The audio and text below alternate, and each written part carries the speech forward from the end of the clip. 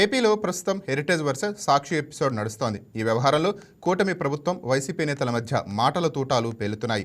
మోసానికి shirt pant వేస్తే అది చంద్రబాబేనని, అబద్ధానికి రెక్కలు కడితే అది కూడా చంద్రబాబే అంటూ జగన్ చేసిన ఘాటు వ్యాఖ్యలకు హోంమంత్రి అనిత తనదాని స్టైల్లో కౌంటర్ ఇచ్చారు.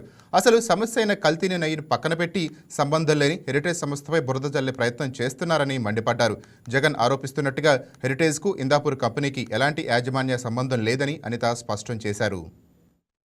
టీటీడీ నెయ్యి వ్యవహారాలకి హెరిటేజ్ యూనిట్ ఇందాపూర్, టీటీడీ నెయ్యి వ్యవహారాలకి హెరిటేజ్ యూనిట్ని తీసుకొచ్చినారు. Indapur dairy and milk products limited Indapur Maharashtra 278 రూపాయలు కోట్ చేసి టీటీడీకి నెయ్యి సప్లై చేసింది. While Chandrababu Naidu was in power in 2015, Indapur dairy and milk products limited Maharashtra participated in TTD tenders.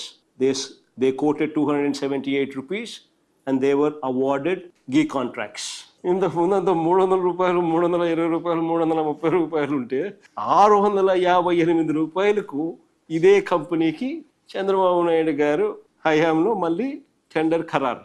ఒక భయాందోళన వాతావరణాన్ని క్రియేట్ చేసి 300 రూపాయలకు నెయ్యి దొరుకుతుందా అని చెప్పి ఒక వాతావరణం క్రియేట్ చేసి ఎవరిని రాకుండా అందరినీ భయపెట్టించి చివరికి 658 రూపాయలకు ఆయనకు సంబంధించిన కంపెనీకి ఆయన ఆర్డర్ ప్లేస్ చేసుకుంటాను.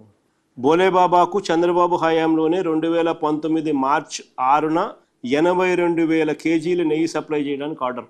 ఇదే బోలేబాబా తాము హెరిటేజ్ అసోసియేట్ అయినట్టుగా కామర్స్ వెబ్సైట్ ఇండియా మార్ట్లో స్వయంగా తెలిపిన Bhole Baba. Very very important aspect. See, March 16, 2024 election code came in to existence. నెయ్యి ఎప్పుడు సప్లై అయింది, శాంపుల్ ఎప్పుడు రిజెక్ట్ అయినాయి, రిజెక్ట్ అయిన ట్యాంకర్లు ఎప్పుడు తిరిగి వెనక్కి వెళ్ళాయి, రిజెక్ట్ అయిన ట్యాంకర్లు తిరిగి మళ్ళీ ఎప్పుడు వచ్చినాయి, వచ్చిన ఆ ట్యాంకర్లు నెయ్యి ఎప్పుడు వాడినారు, అన్ని చంద్రబాబు నాయుడు గారి హయాంలో జరుగుతూ ఉన్నప్పుడు కనిపిస్తూ ఉన్నప్పుడు అసలు వీటికి వైఎస్ఆర్సీపీకి ఏం సంబంధము? నిజంగా నవ్వొచ్చింది. 3 గంటల ప్రెస్ మీట్లో చెప్పిన అబద్ధాన్నే మళ్ళీ మళ్ళీ చెప్పి వాళ్ళ బ్లూ మీడియాలోని సాక్షి మీడియాలోని చూపిస్తారు కదా అని అదే అబద్ధాన్ని పదే పదే చెప్తే నిజమైపోతుంది అన్నట్టుగా మొత్తం ప్రెస్ మీట్ అంతా చూస్తే అందులో ఒక్క లైన్ కూడా నిజం లేకుండా మొత్తం 3 గంటల పాటు ఏకబిగిన అబద్ధాలు చెప్పగలగడంలో ఓ Guinness book of world record సాధించగలిగాడేమో నా ఉద్దేశంలో.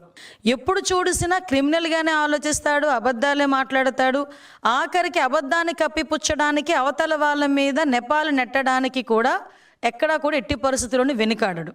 అతను చేసిన తప్పిదాలని పక్క వాళ్ళ మీద నెట్టడానికి చూసే వ్యక్తుల్లో ఫస్ట్ వ్యక్తి జగన్మోహన్ రెడ్డి ఉంటాడు.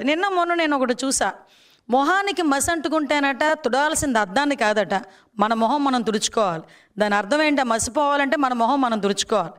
దాని అర్థం ఏంటంటే మనం తప్పులు చేసి పక్కోడి మీద నెడితే మన మీద ఉన్న మరకలు పోవు, ఆ తప్పులు మనం సరిదిద్దుకుంటున్నాలనుకుంటే అప్పుడు పోతాయి. అలా ఉంది ఈరోజు జగన్మోహన్ రెడ్డి పరిస్థితి చూస్తే. అంటే ఆఖరికి ఈరోజు చూసుకొని ఒక 35 సంవత్సరాలుగా వ్యాపార రంగంలో ఏకబిగిన అవార్డులు సాధించుకుంటూ ఎక్కడా కూడా ఎటువంటి మచ్చ లేకుండా వెళ్తున్న హెరిటేజ్ ఫుడ్స్ మీద కూడా అతని తాలూకా అక్కసును వెళ్ళగక్కడం చూస్తూ ఉంటే నిజంగా ఒక పక్క నుంచి నవ్వొచ్చింది, ఒక పక్క నుంచి బాధ అనిపించింది. ఎక్కడో అక్కడ హెరిటేజ్ని బయటకు తీసుకురావాలి అంటే ఎక్కడో ఒక డైవర్షన్ పాలిటిక్స్ చేయాలి. ఇప్పుడు మొత్తం ఆంధ్రప్రదేశ్లోనే కాదు భారతదేశంలో వెంకటేశ్వర స్వామి భక్తులందరూ కూడా ఈరోజు ఆ కల్తీ జరిగింది, ఆ మహాపాపం జరిగింది అని గురించి మాట్లాడుకుంటా ఉంటే దీని అంతటినీ సైడ్ చేసి ఎక్కడో ఇప్పుడు సంబంధించిన కొన్ని కంపెనీస్ని తీసుకొచ్చి అదేవిధంగా హెరిటేజ్ కంపెనీ మీద వీటి మీద ఏదో రకంగా బురద జల్లాలి అని చెప్పి ఒక రకంగా మాట్లాడే పరిస్థితి కనిపిస్తూ ఉంటుంది. హాయ్ వ్యూయర్స్, ఈ వీడియో మీకు నచ్చినట్లయితే లైక్ కొట్టి షేర్ చేసి వైకే టీవీని సబ్స్క్రైబ్ చేసుకోండి.